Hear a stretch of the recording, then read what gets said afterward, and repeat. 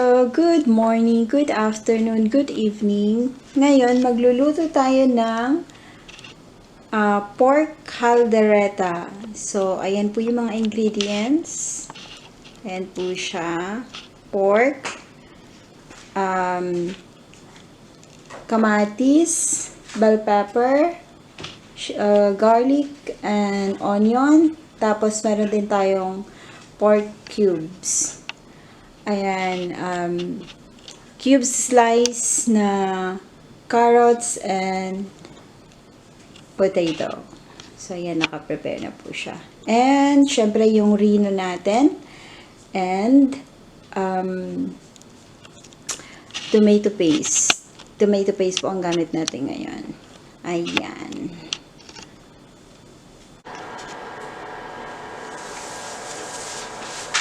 Okay, so mainit na yung pan natin.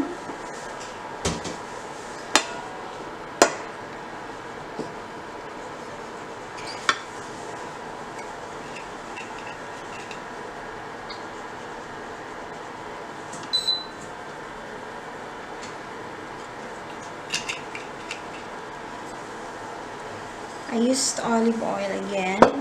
So, una po natin gagawin, ipapry po muna natin yung potato at carrots.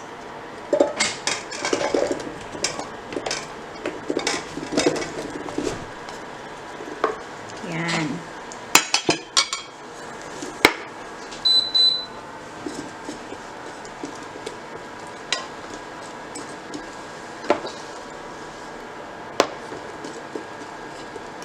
Masarap kasi siya pag fry.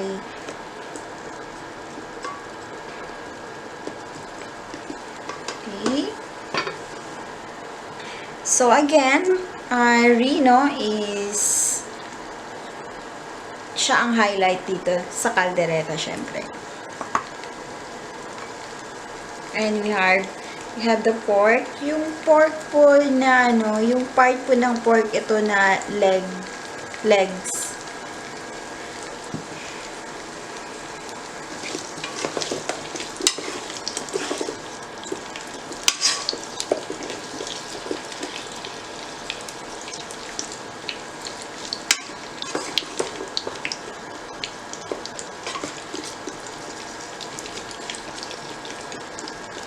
So, hayaan lang po natin ma-fry siya ng ilang minuto.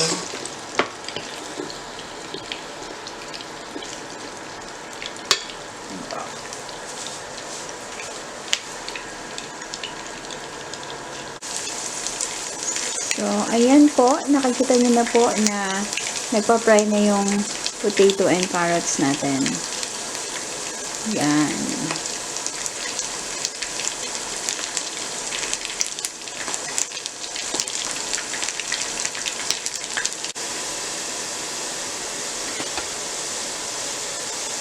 Ayan, okay na po yung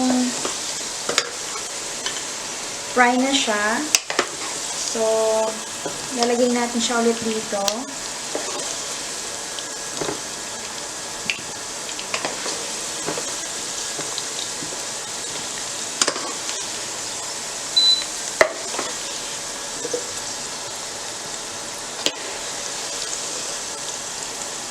Ayan.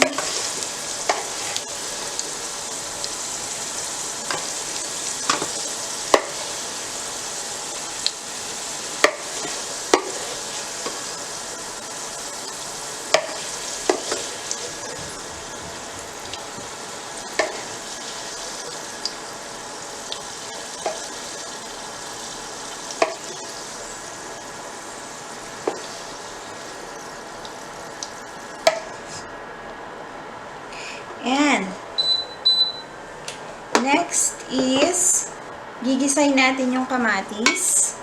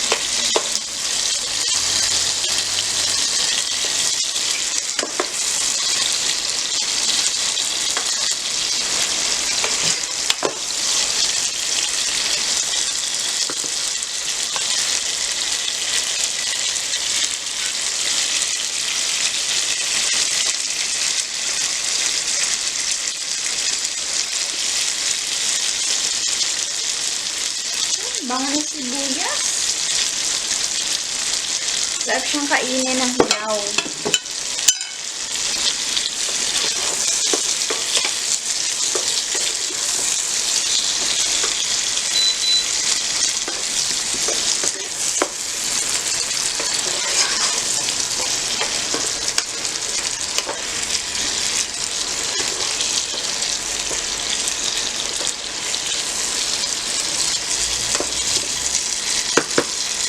Then po,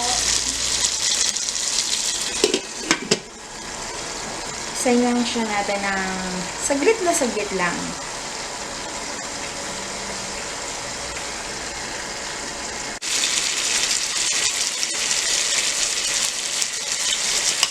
Ayan, medyo okay na siya. Malambot na. Ilagay na natin yung pork.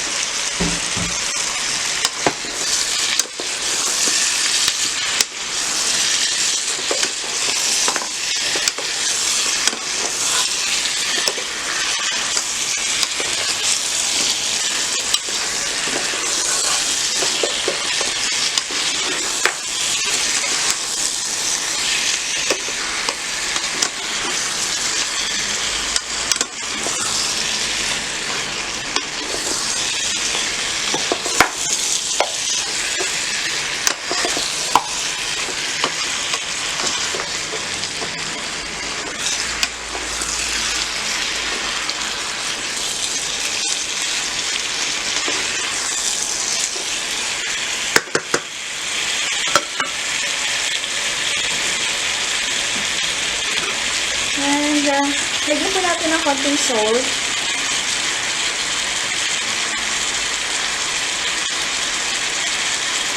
Kasi yung salt, magpapalabas ng lasa ng baboy.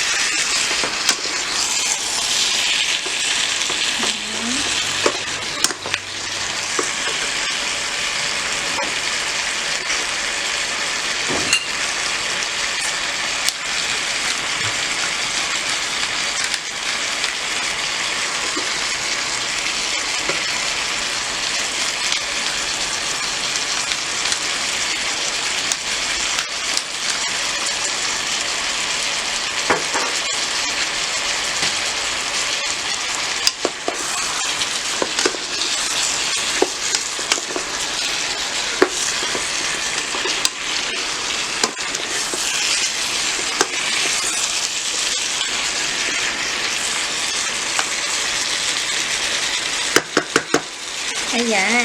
Tapos, ilagay na natin yung tomato natin. Tomato paste, sorry.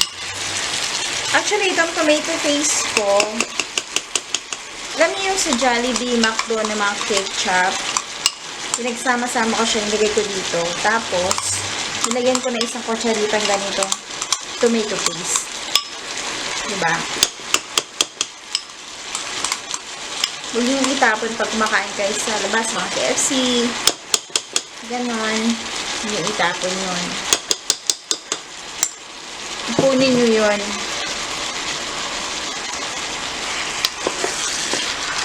Kasi,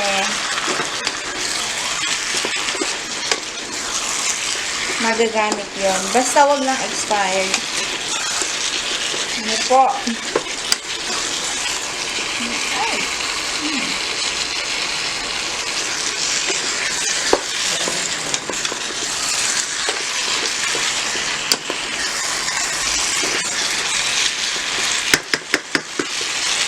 Tapos, lagyan natin ng malita na sugar, konting sugar.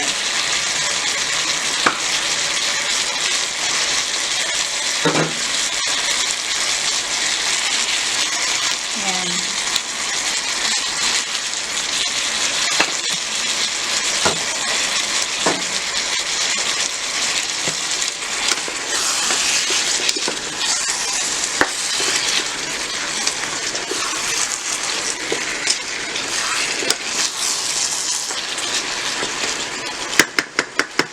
And then, lalagyan natin ng tubig para magpalambot dun sa pork.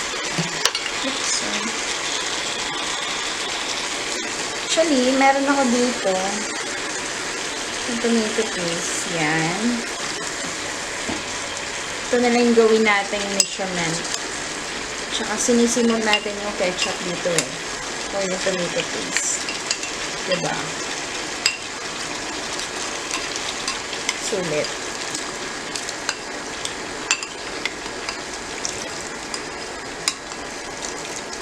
Yan.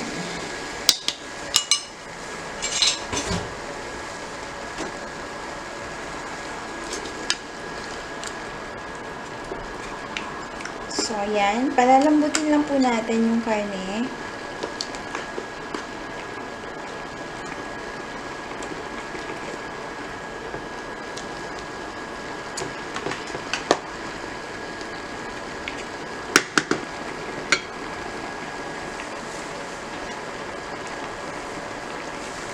Takpan natin siya. Leave it boil. Ng saktong init lang. Then, ilalagay na natin itong mga last ingredients niya. Ito. Tsaka ito. Yan. So, yan na lang natitira. So, leave it boil.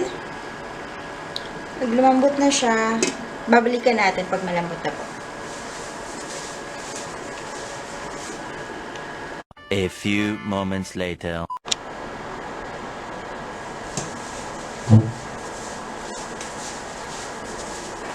So, here we go. Malambot na yung pork natin. Super lambot na. Lagyan natin syempre ng pork cubes.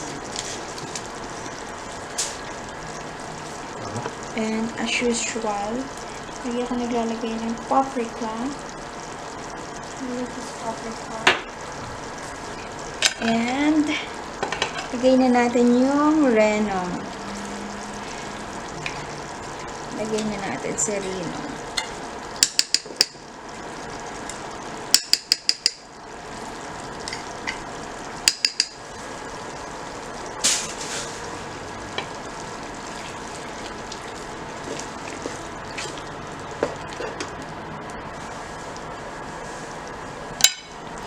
Then, lagay na natin yung fried potato and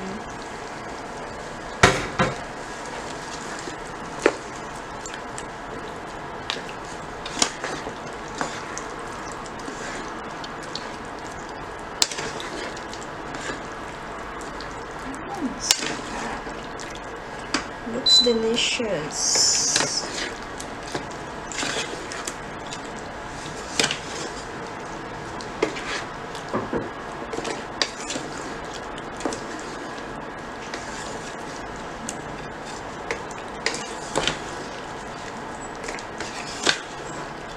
Okay. So, ayan. Lagay na natin itong bell pepper natin.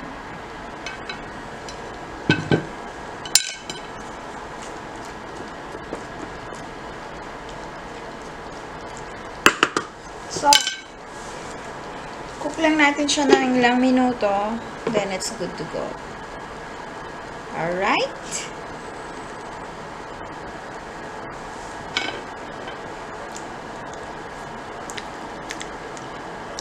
Can you press na, please?